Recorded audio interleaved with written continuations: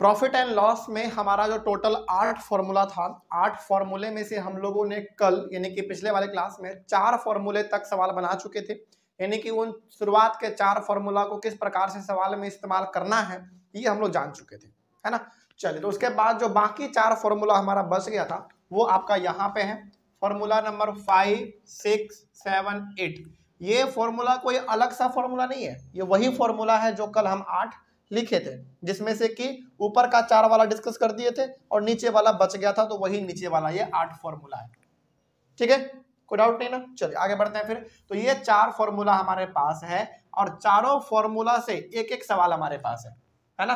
और इस सवाल को जब हम बताएंगे ना और जब आप इस चीज को समझेंगे तो आपको ये समझ में आ जाएगा कि अलग अलग प्रकार के फॉर्मूले को किस प्रकार से सवालों में इस्तेमाल करना है ना। जिसमें 4 फॉर्मूला हम लोगों ने कल सीखा था, उसको कैसे लागू करना है वो हम लोग जान चुके थे। आज हमारे पास 4 फॉर्मूला भी है और 4 सवाल भी है। तो एक फॉर्मूला के लिए एक सवाल है, इसको बना के हम लोग समझ जाएंगे कि आखिर कैसे इसका इस्तेमाल करना है। चलिए देखा जाए क्या लिखा हुआ है। लिखा हुआ है फाइंड द एसपी यानी कि सेलिंग प्राइस, है ना। Find the selling price of an article for which CP is equal to ₹650 and gain percent is equal to 6%। इसका मतलब क्या हुआ? इसका मतलब ये हो गया, समझिएगा जरा ध्यान से। Find the SP of an article, suppose कीजिए, और चलो हम ना एक चीज आपको यहाँ पे एक एग्जांपल दे देते हैं। चलिए मान लीजिए कि कोई सामान हमने खरीदा, उसको हमने 650 रुपीज में खरीदा। ठीक है, कोई सामान है उसको हमने खरीदा तो वो कॉस्ट प्राइस कितना हो गया? 650 रुपीज हो गया। और जब हमने उसको बेच दिया, दोबारा खरीदा एक बार, कितने में खरीदा? 650 में खरीदा। और जब हमने उसको बेच दिया ना तो हमको प्रॉफिट हो गया 6% का। तो बताइए कि आखिर हमने कितने रुपए में उनको बेचा होगा?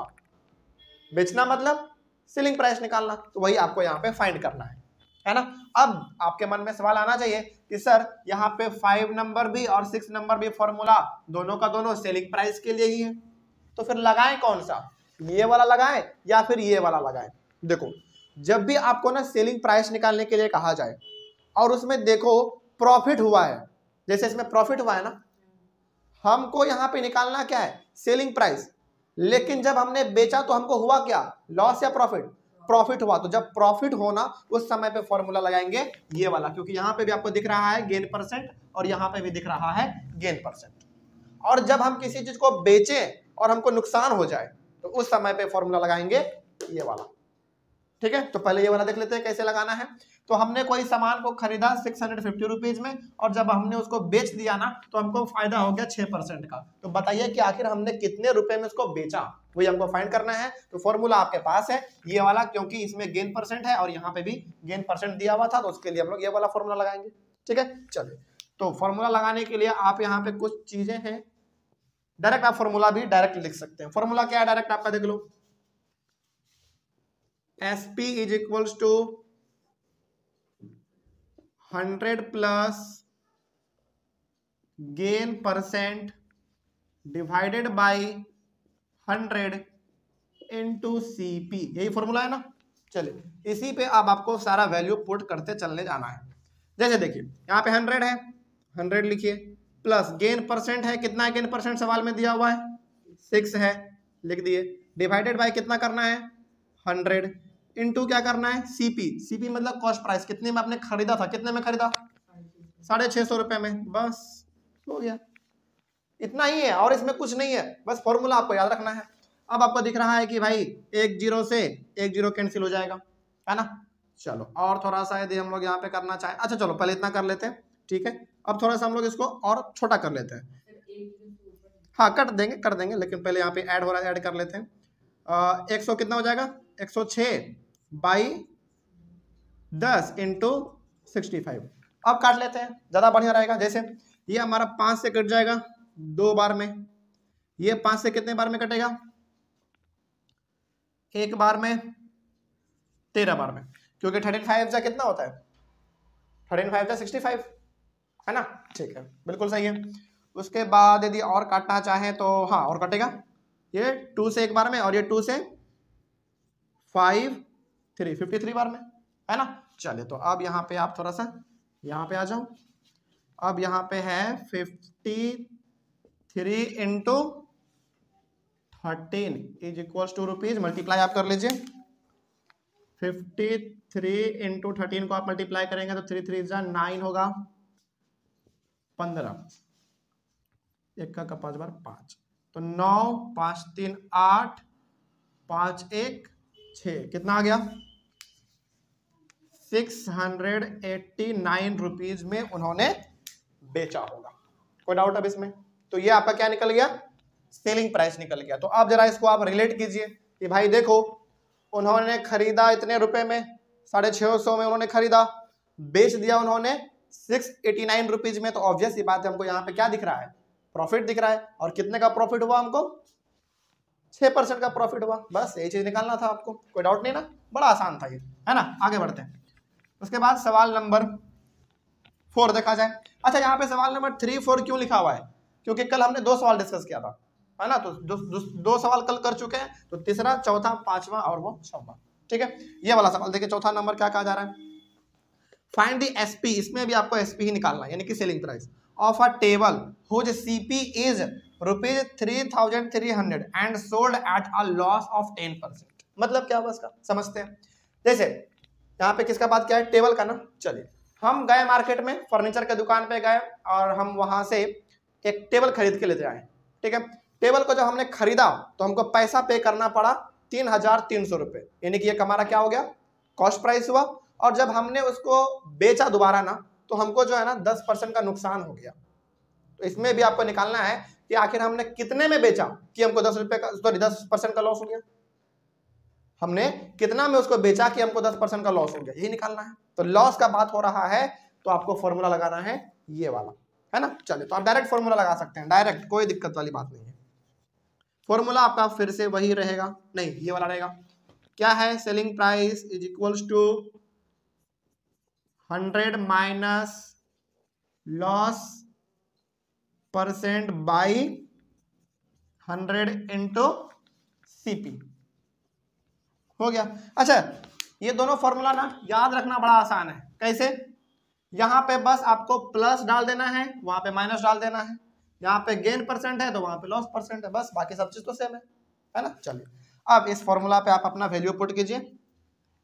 100 तो रहेगा ही, माइनस लॉस %, कितने का लॉस हुआ आपको, 10% का, तो यहाँ पे 10 लिख देंगे, बाई यहाँ पे 100 है, 100 रहेगा, इंटू सीपी है, कितने में खरीदा था आपने, 3,300 रुपये में, तो 3,300 रुपये हो गया। कोई समस्या नहीं ना। चलिए आगे बढ़ते हैं। फिर 1 0 2 0 कैंसिल, 1 0 2 0 कैंसिल, है ना। आ गया जी यहाँ पे। चलिए, नीचे में तो अब हमारे पास कुछ भी नहीं बचा, कुछ भी नहीं बचा नीचे में। 100 में से 10 माइनस करेंगे, 90, 90 गुना 33, चलिए कितना आएगा कर लेते हैं यहाँ पे एक बार, नहीं तो फिर दिक्कत हो जाएगा। 27 के साथ हाथ में 2, 27 28 29, कितना आ जाएगा 2970 रुपीज में ना। ये हो गया आपका सेलिंग प्राइस, ठीक है। कोई डाउट इसमें? तो यहाँ पे क्या बताया जा रहा है, यहाँ पे बताया ये जा रहा है कि देखो भाई, उसने टेबल जो है ना 3,300 में खरीदा, बेच दिया 2,970 रुपए में। ऑब्वियस ये बात है भाई, ज्यादा पैसा लगा के खरीद रहा है और कम पैसे में वो बेच दे रहा है, तो उसको क्या होगा, लॉस ही होगा, घाटा होगा। तो घाटा कितने का हो गया, 10% का उसको हो गया, बस यही चीज था। तो ये वाला फॉर्मूला भी कैसे इस्तेमाल करना है खत्म हो गया, ये वाला भी खत्म हो गया। तो ये बात हम लोगों ने इसके लिए किया है जब आपको सेलिंग प्राइस निकालना हो, है ना, कितने में हमने बेच दिया। अब आपको निकालना है यहाँ पे कॉस्ट प्राइस, कितने में हमने खरीदा, ठीक है। और उसमें भी 2 केस है, एक प्रॉफिट का और एक लॉस का। जैसे आपने कोई चीज खरीदा, ठीक है, आपने खरीदा कम दाम में और बेच दिया आपने महंगे दाम में, तो आपको क्या होगा, प्रॉफिट होगा, तो उसके लिए वाला लगाएंगे। और घाटा हो गया, नुकसान हो गया, तो उसके लिए ये वाला फॉर्मूला लगाएंगे। कैसे लगाएंगे अभी देखेंगे हम लोग इसके बारे में। देखिए, हाँ जस्ट ये बिल्कुल उल्टा है, बिल्कुल उल्टा है एकदम। ये देखिए, इसका जस्ट उल्टा हमारा ये है, बस यहाँ पे आपको कॉस्ट प्राइस से मल्टीप्लाई करना था, यहाँ पे आपको सेलिंग प्राइस से मल्टीप्लाई करना है। इसमें भी वही चीज है, देखो कुछ डिफरेंस है क्या, कुछ डिफरेंस नहीं है, सब चीज वही है, बस कॉस्ट प्राइस के जगह पे आपको सेलिंग प्राइस डाल देना है और कुछ नहीं। चलिए सवाल नंबर 5 देखिए, आपको समझ में आएगा ये वाला फॉर्मूला क्या कहना चाहता है। सवाल नंबर 5 है, by selling a chair for rupees 1440 a trader gains 20%, find the cost price of the chair. मतलब कि एक आदमी है जो कि अपना एक चेयर जो है ना वो 1440 रुपए में बेच देता है, यानी कि वो आदमी अपना चेयर 1440 रुपीज में बेच देता है। अब जब वो बेचता है ना उसको प्रॉफिट हो जाता है 20% का। तो बताओ कि आखिर उसने खरीदा कितने में था? बेच दिया इतने में हमको मालूम चल रहा है, लेकिन खरीदा कितना में, कितने में वो खरीदा, वही हमको यहाँ पे फाइंड करना है ना। चलिए फाइंड करेंगे कैसे, कितने में खरीदा था। तो फॉर्मूला आपके यहाँ पे निकालना क्या है, पहले ये देख लीजिए, find the cost price of the chair. Cost price कह दिया है ना, यानी कि सीपी आपको निकालना है। तो ये दोनों में से कोई एक फॉर्मूला लगेगा, लेकिन इन दोनों में से भी कौन, यहाँ पे बात क्या है किस चीज का, गेन का। तो गेन में कौन सा फॉर्मूला, गेन वाला फॉर्मूला है ना, ये वाला फॉर्मूला लगाएंगे। चलिए तो फॉर्मूला क्या कहता है, फॉर्मूला कहता है, डायरेक्ट आप लगा सकते हैं फॉर्मूला, ठीक है। क्या है भाई, सीपी इज इक्वल्स टू, एकदम फॉर्मूला सही से लिखिएगा नहीं तो फिर दिक्कत हो जाएगा, 100/100 plus gain percent into SP. बस यही चीज तो है फॉर्मूला में, है ना। बस आगे बढ़िए, अब 100 तो ऊपर में रहेगा ही, है ना, 100 ऊपर में रहेगा, यहां भी 100 रहेगा, प्लस गेन परसेंट का बात हुआ है तो कितने का उसको फायदा हुआ, 20 का, इंटू करना है सेलिंग प्राइस, कितने में उन्होंने बेचा था, 1440 में बेचा था उन्होंने, ठीक है। चलिए इसको और आप सिंप्लीफाई कर सकते हैं, ऐड कर दो, 120 हो जाएगा 1440। अब देखिए एक जीरो से दो जीरो कैंसिल, सॉरी एक जीरो से एक जीरो कैंसिल, और 12 के टेबल से ये भी कैंसिल हो जाएगा, कितने बार में, 12 बार में, हाँ बिल्कुल 12 बार में। कितना बच गया, ₹1200 हो गया ना। अब ये जो 1200 आया है ये क्या बता रहा है आपको, बताइए जरा। तो कॉस्ट प्राइस, यानी कि उन्होंने चेयर को खरीदा था इतने में, 1200 रुपए में, बेच दिया उन्होंने 1440 रुपए में, तो खरीदा कम पैसे में, अब बेच दिया ज्यादा पैसे में, तो उसको क्या होगा, प्रॉफिट होगा। प्रॉफिट तो 20% का उसको प्रॉफिट हो गया था। तो ये वाला फॉर्मूला भी आपका क्लियर, कोई डाउट नहीं ना। तो बड़ा आसान सा सवाल है। आगे बढ़ते हैं, सवाल नंबर 6 क्या कह रहा है, सवाल नंबर 6 देखिए, बाय सेलिंग अ रिक्शा। अच्छा यहाँ पे रिक्शा को बेचा जा रहा है, एक पूरा रिक्शा ही यहाँ पे बेचा जा रहा है। तो by selling a rickshaw for ₹9,240, एक रिक्शा है जिसको कि 9,240 रुपए में बेच दिया जाता है, ठीक है। बंसी लॉस है 12%, लेकिन जब वो बेचता है ना तो उसको लॉस हो जाता है, कितने परसेंट का, 12% का उसको लॉस हो जाता है।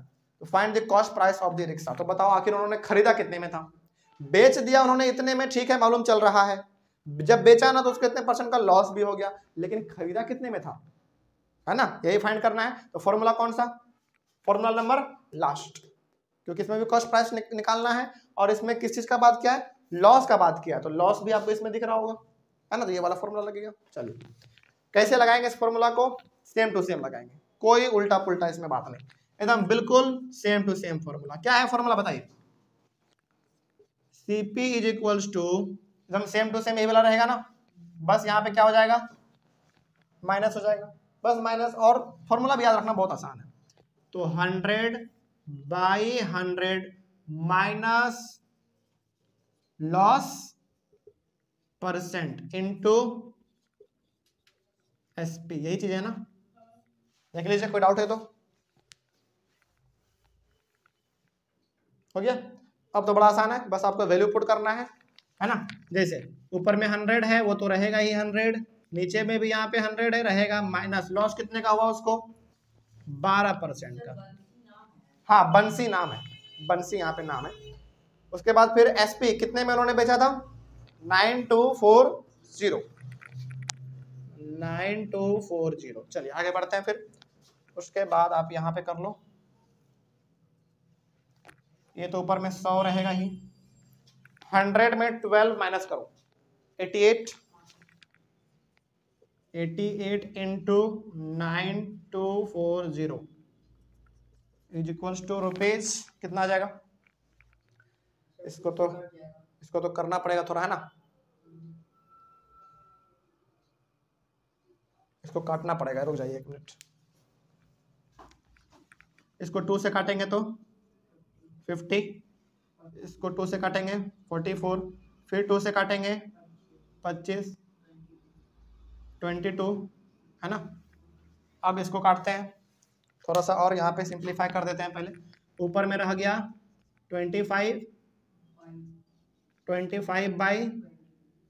22 इंटू 9240। अब आप एक काम कीजिए, 9240 को 22 से कीजिए, हमको लगता है ये कट जाना चाहिए। सबसे पहले तो 8 बार में यदि हम लोग करेंगे 22, अब इसका भी 40, 4 बार में करके देखते हैं।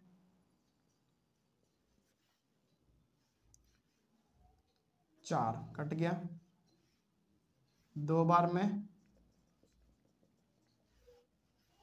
हाँ कितना आ गया 420, पूरा का पूरा आ जाएगा हमारा। तो 22 से एक बार में ये कट जाएगा और ये कितने बार में 420 बार में कट जाएगा।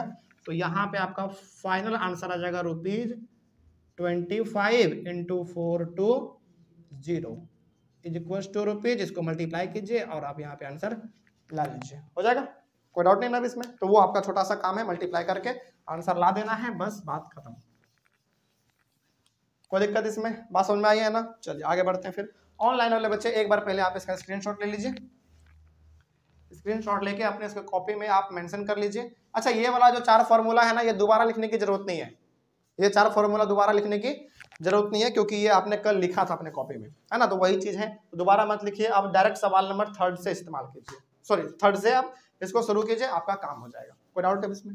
चलिए, तो यहाँ पे जो हमारा ये टॉपिक था प्रॉफिट एंड लॉस, वो मेरे तरफ से पूरी तरीके से खत्म होता है, लेकिन आपके तरफ से ये खत्म हुआ कि नहीं हुआ ये कब पता चलेगा?